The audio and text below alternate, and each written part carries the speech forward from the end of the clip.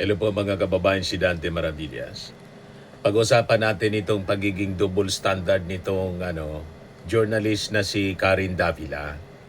Botid sinupalpal mga kababayan ni Yossi Castro at saka ni Representative Gilbert Luistro, Jinky Luistro. It seems that the flood control scandal has been forgotten.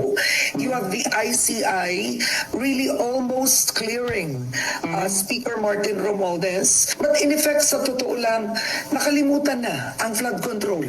Wala na. Nakalimutan na ang flood control. Wala na. At an irresponsible statement. Unang-una, laging nagre-report, di ba? Ang DOJ, pag natatanong ng media, pati ang ombudsman, kakadinig ko lang yata kahapon, kagabi yata yun, kahapon. Patuloy, every day, ang kanilang pag-meeting with regard to this. Noong isang araw lang, nagsalita si Atty. Polo, spokesperson ng DOJ, na sila ay nagsumiti na ng kanilang report o recommendation patungkol sa, kung ako nagkakamali, kay Senator Joel Villanueva yata yung involved doon, sa DOJ as a ombudsman. So itong mga news na to, hindi ito dapat pinapalagpas. Mga news na yan, na alam natin na nandiyan pa rin yung flood control projects na pag-iimbestiga. At patuloy, at may nag-hearing pa nga yung iba may preliminary investigation according to DOJ.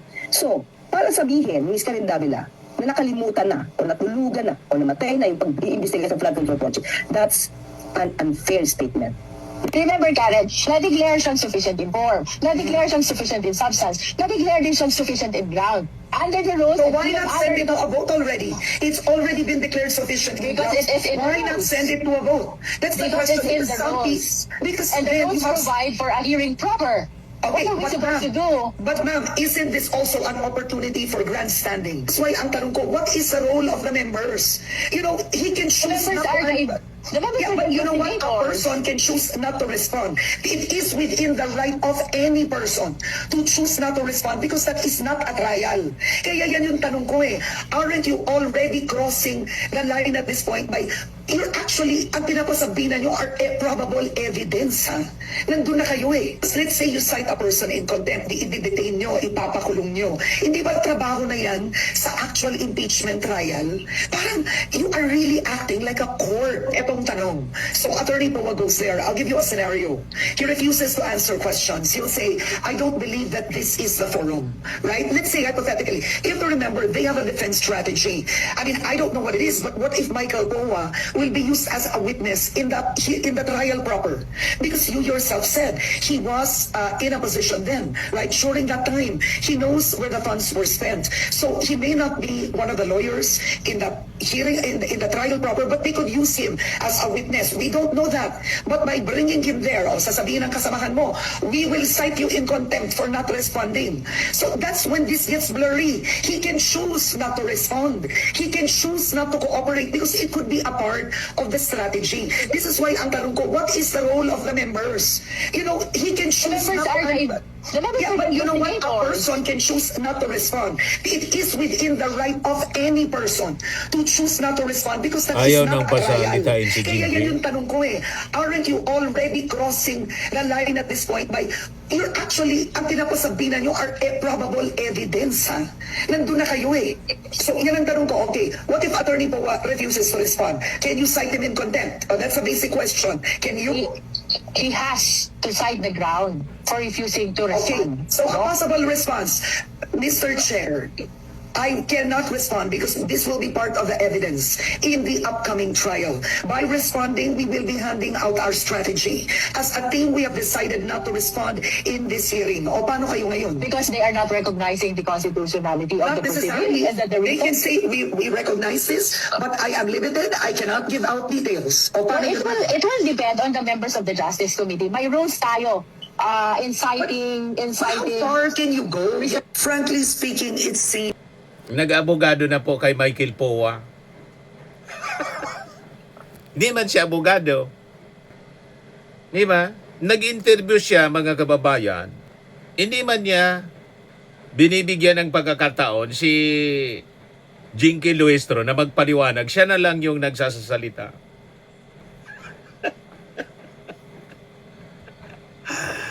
May ganon, mga kababayan. So yun ang pag-usapan natin, yung pagiging double standard ni Sara Duterte. Kaya tama itong post ni Dakakiraki, mga kababayan.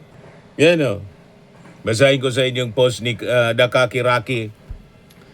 Journalists, like any other person, have their personal biases. But when acting in a professional capacity, they are expected by their audience to be that professional. Karen Davila's credibility is fractured by her own personal bias. On one side is a Karen who is friendly to a fault in her interviews with the DDS-2B. She poses no challenging questions and even gives him a free pass on obviously baseless gossip against former Speaker Martin Romualdez and even Majority Floor Leader Sandro Marcos. She is almost conspiratorial in promoting his false narratives or her false narratives. On the other is a Karen who is so viciously confrontational that Justice Committee Chairwoman Luistro can barely finish her responses. Nagtatanong, pagkatapos sinasagot, ayaw nang pasagutin, ayaw nang pasalitain. Nagtanong ka pa. Anong interview yan? Di ba? Sa amin kasi po, mga kababayan, ako, senior ako kay Karen Davila sa radyo, sa television. Basic yan po sa amin, sa media, na pag nagtatanong ka, dapat yung tanong mo, maiksi lang, hindi mas mahaba kaysa sa tinatanong.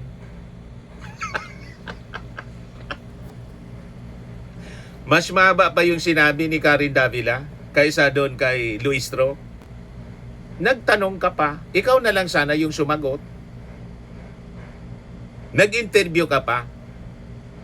Ang interviewer, dapat maiksi ang kanyang sinasabi kaysa sa ini-interview.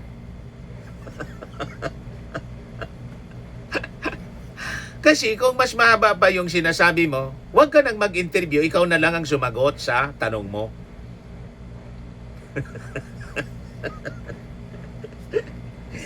That is basic, mga kababayan, sa journalism. I must know kasi yun ang pinag-aralan namin.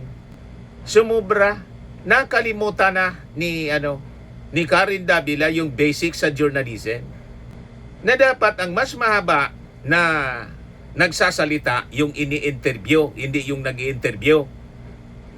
Ayaw nang pasalitain. Tama itong observation ni Dakakiraki. Yan o. On the other hand is a Karen who is viciously confrontational that Justice Committee Chairwoman Luistro can barely finish her responses. She is clearly unwilling for the Congresswoman to debunk and deconstruct the fake news circulating on the impeachment hearings. Her biases are clear and the Filipinos are the less for it when the fourth estate drops its mandate to be credible and responsible to the people lost. Yan ang ating pag-uusapan po, mga kababayan. Yung pagiging double standard, mga kababayan, ni Karen Davila. Tingin ninyo, may patong. Nag-abogado na po kay Michael Poa. Yan kaya sabi ni in defense of Michael Poa, a responsible statement. Sabi ni doon sa unang issue, sabi ni Jose Castro. Pinalalabas niya yung issue sa flood control, mga kababayan, kinalimutan na. Anong kinalimutan na? Tinun-over na po ng ICI sa ombudsman kasi yung ICI talagang temporary yung existence noon. Magtatapos yung buhay niya bukas kasi interim body siya. As designed ng ating Pangulong Bongbong Marcos sa kanyang pinalabas na executive order. Temporary in nature. May sunset clause siya, mga kababayan. Kaya tinawag ni Jose Castro a responsible statement. So hindi man po problema yung personal bias. Lahat kami may personal bias po. Lahat ng tao may personal bias, including journalist, mga kababayan. Ang problema kung ang bias pumapasok na sa profession mo bilang isang mamamahayag, hindi mo na alam yung kung ano ang totoo. Yan ang problema. So sa kaso mga kababayan ni Karen Davila, hindi po simpleng style ang nakikita natin, nakikita ng publiko. Ito ay isang pattern ng inconsistency na unti-unting sumisira sa kanyang credibility bilang isang journalist, mga kababayan. Sa isang panig, malambot siya, accommodating. Halos sa PR platform, mga kababayan, ang nakikita natin. Sa kabila naman po, agresibo. Mapang-interrupt, ayaw nang papagsalitain, mga kababayan, si Jinky Luistro. Nagtanong pa siya, nag-interview pa siya. Siya man lang palang gustong dumaldal. Ito na lang ako, tulad nito mga kababayan, hindi ako nag-interview kasi ako ang gusto ng dumaldal. Wala akong guest dito para ako lang ang dumaldal. Nag-interview ka pa. At may halong preconceived judgment, mga kababayan. So dapat ginawa niya, hindi na siya nag-interview, nag-editorial na lang. Siya na lang ang lahat nagsalita.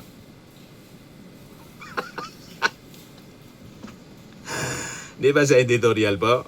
Mga kababayan, wala nang interview, tuloy-tuloy ang basa. So kapag mga kababayan, ang isang journalist ay may dalawang mukha, depende po sa kausap, hindi mo na po iyan journalism. Ang tawag dyan sa amin mga kababayan, selective framing. At sa dulo, ang talo po dyan yung ating mga mamamayang Filipino. So ang una, ang friendly filter kay Toby Chanco. Soft interview, hard implications. Sa interview mga kababayan ni Karen Davila kay Toby Chanco, kapansin-pansin mga kababayan yung kakulangan sa critical pushback. Sa halip na usisain niya yung aligasyon, hingan ng ebidensya yung mga aligasyon ni Toby Chanco. I-challenge niya yung claims. Ang nangyari mga kababayan na ipasa yung narrative ni Toby Chanco nang halos walang resistance. So dito tayo sa journalism versus platform mga kababayan. Ang tungkulin ng journalist, hindi po maging megaphone, hindi po maging echo chamber, kundi maging filter po ng katotohanan. Ganon dapat ang isang journalist. I must know kasi journalist po ako. So kapag hinayaang lumusot mga kababayan yung unverified claims, hindi ka na journalist, naging distribution channel ka na ng posibleng disinformation. Free pass sa mga chismis at mga paratang. Di ba? Walang ebidensya, walang follow-up. May mga paratang laban kay Martin Romualdez, kay Sandro Marcos, na ilahad mga kababayan ng walang demand for proof, fact-checking, and accountability question. So, nandyan mga kababayan yung tinatawag na gatekeeping failure. Sa media ethics kasi mga kababayan, may konsepto kami ng gatekeeping. Hindi dapat mga kababayan na ang lahat ng sinasabi ng guest ay maipasa sa publiko nang basta-basta lang. Dahil kapag walang gatekeeping mga kababayan, yung chismis nagiging balita na, yun ang nangyari po. Yung opinion po nagiging katotohanan na. Di ba? At dito bumabagsak yung kredibilidad. Kredibilidad mga kababayan ni Karen Davila bilang isang journalist. So ito yung contrast. Agresibo siya kay Jinky Luistro, nakita ninyo? Ibang Karen Davila, si Karen nang makausap, i-interview si Jinky Luistro. Mas marami siyang sinasabi kaysa kay Jinky na tinatanong niya. Nagtanong ka pa. Ginawa na mo na sana editorial. Ikaw na lang yung nagsalita.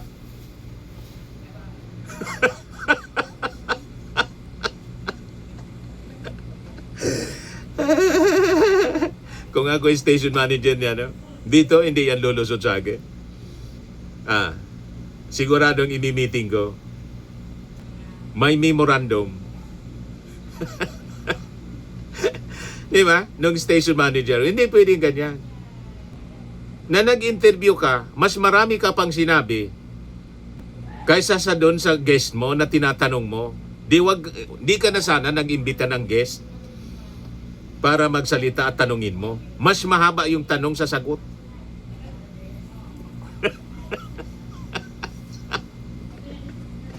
Alang yung journalist na itong Karen Davila. Yan na ba yung journalism ninyo dyan sa ABS-CBN? Ganyan?